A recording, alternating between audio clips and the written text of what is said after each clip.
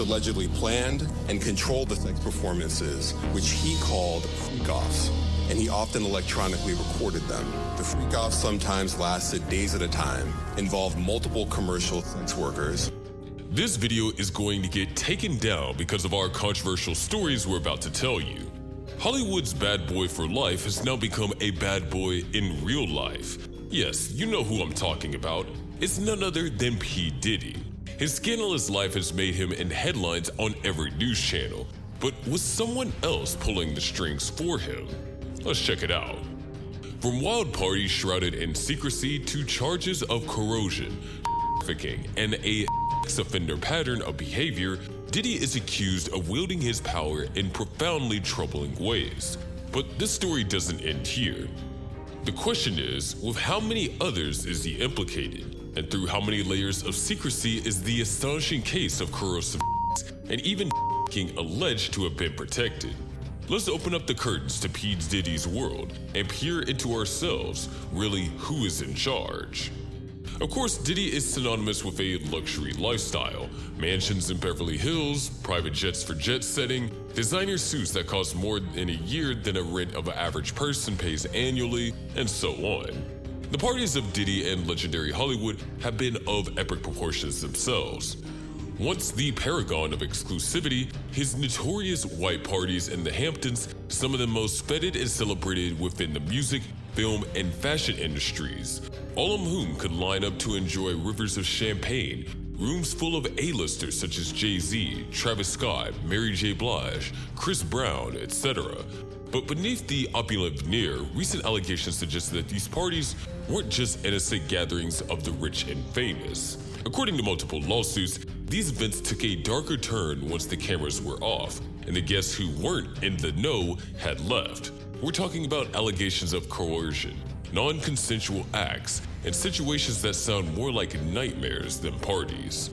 The majority of these accusers say that such parties were a trap into unsafe conditions, where men and women would lose their dignity and well-being. What is shockingly portrayed here is that Diddy allegedly was the puppet master in all of this for his power and desires. If what you heard about the bash amazed you, then wait until you hear this.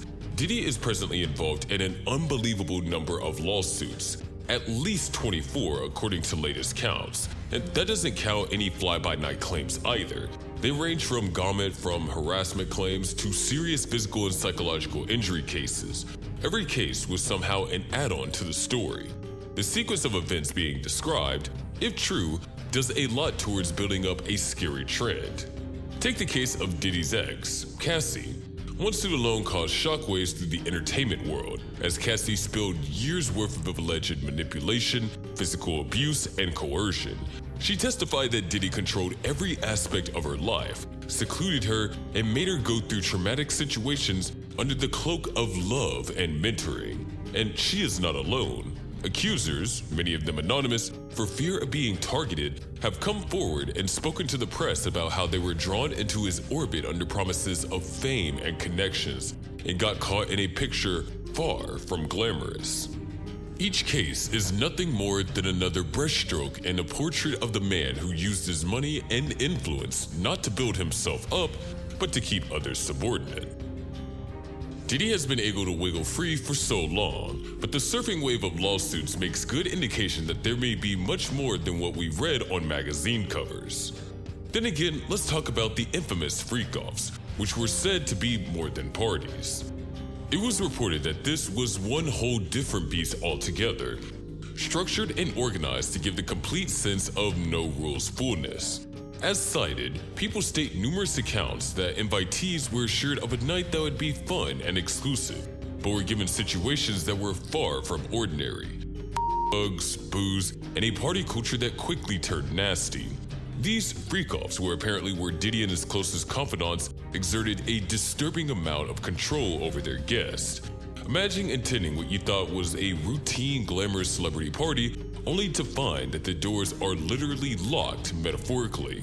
It's been shown through allegations that these parties were a closed zone, where regular rules did not apply and Diddy was king. According to partygoers, they were sometimes unwittingly doped before being driven to compromise. Cameras were installed secretly in hidden corners, reportedly to catch all the happenings, not for entertainment purposes only, but to bargain or coerce later. These parties, a space people would go wild in, were allegedly organized for the purpose of exercising power over other people. Equipped with videos and photos of compromising acts, Diddy apparently had all he needed to ensure no one would speak out or resist influence. If that is half true, these freak-offs take the stage of the typical celebrity party scene to an entirely new dimension. They have become something in themselves, a calculated, profoundly disturbing means of control. And now let's touch on one of the heaviest terms associated with Diddy, offender. This label, which we're using here to describe the serious allegations of predatory behavior, is one that is not thrown around lightly. It refers to accusations that go beyond just bad behavior and into a realm of exploitation, coercion, and abuse of power. This isn't just a matter of tabloid gossip. This is about accusations that, if true, indicate a calculated exploitation of those most vulnerable. Diddy has a history of grooming vulnerable young talent. He'd invite them into his world, feeding their fantasies of fame until, allegedly, he placed them in situations that left them traumatized. Multiple accusers have described similar tactics, a charm offensive that quickly morphs into manipulation and outright control and fear tactics. A man was highlighted through testimony who used his position for extras, unhealthy, and perhaps criminal control over the people who had gone to him for tutelage. Diddy is the golden icon of the music world since time immemorial. However, time and more stories laid out will see the term offender haunt over his legacy, revealing an ominous shadow that grows larger with every accusation. And the burden carried by one new accusation only hints at a strategy in line with really disturbing realities. Let's be honest here, Diddy's parties were no secret events. They were high-profile events. Music legends exist. Movie stars do too. His guest list was filled to the brim with full-fledged stars attending partially for the connections made and partly to remember that they truly are who are in Diddy's social book. Now, the question that everyone seems to ask is, how much did these guests know about the darker undertones of Diddy's parties? Were they willing participants or merely unwary of what really happened behind closed doors? There may be some who would think that some of the major guest artists knew the whole thing and kept their mouths shut for their careers. Well, with Diddy came hefty rewards, including collaborations and record deals and exposures that could upgrade one's career overnight. But if this is really true, one cannot help but raise some serious alarming questions. What height would one go for fame? And how many are involved in the venomous culture that is said to have thrived within this haram congregation circle? If it's so, with big names being connected to these events, then the layers of secrecy grow thicker. While it's one thing to talk about the Hollywood scandal, it's altogether a different thing to consider that even the industry's brightest stars may have played a role, however passive, in letting such abuses continue. It's not a story about Diddy alone, but about a whole system that seems to favor power over accountability. Where the walls are closing in, you'd expect Diddy to go underground, but instead he came out swinging and denied every accusation thrown at him. He took the role of the victim of a grand conspiracy theory. His attorneys called the suits meritless, as a veiled attempt to cash in on his fame and fortune. They say the plaintiffs are money and attention seekers. The media is blowing things out of proportion, and meanwhile, there is the real Diddy in the storm of all these rumors. But behind the wall, it almost seems like the pressure is mounting. Sources close to Diddy contend that he feels the heat more than ever. He's hiring top legal defense, even private investigators that will help discredit accusers and protect his image. Such desperate measures are an attempt to silence the rumors and control the narratives that others have said. Despite on the surface of toughness, he's panicking. That goes beyond his reputation. That goes into the whole empire he's built, his legacy, and everything he's worked for over the years. Diddy's tries to control the fallout resemble those of a man cornered, as insiders say he's struggling to find a way out of this web of accusations. The world waits to see whether such wealth and contacts will be enough to shield him or finally bring him to account for his supposed doings. Perhaps the most incredible part of the story is just how much was covered up for so long. For nearly decades now, Diddy has been rubbing shoulders of the elite and amassing power and influence in the music world.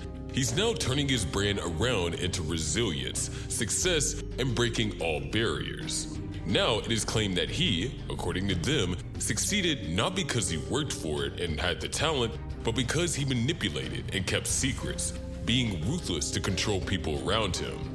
One can even envision a world in which business and play were not two such distinct roles, but favors traded like currency, and trust a luxury few people could afford. This was what Diddy was supposed to have fostered, one in which people did his bidding, or they'd be afraid. Associates remember this place, where everything could allegedly be bought, and friendships were actually pretty shallow. People knew crossing him would mean getting their life sentence. Many in the industry say that this is a culture not exclusive to Diddy, but rather endemic in Hollywood. The way the game is run, the ones at the top use their power to cement their positions, often at the expense of those further down the line. Now, Diddy's alleged behavior, if true, is on another tier altogether. They are speaking not of vocation manipulation, but an institutionalized system of manipulation and exploitation that only the fewest could even envision. Easily enough to envision one man basically getting by doing whatever he pleases. But then in Hollywood, very few people succeed and stay successful in a vacuum.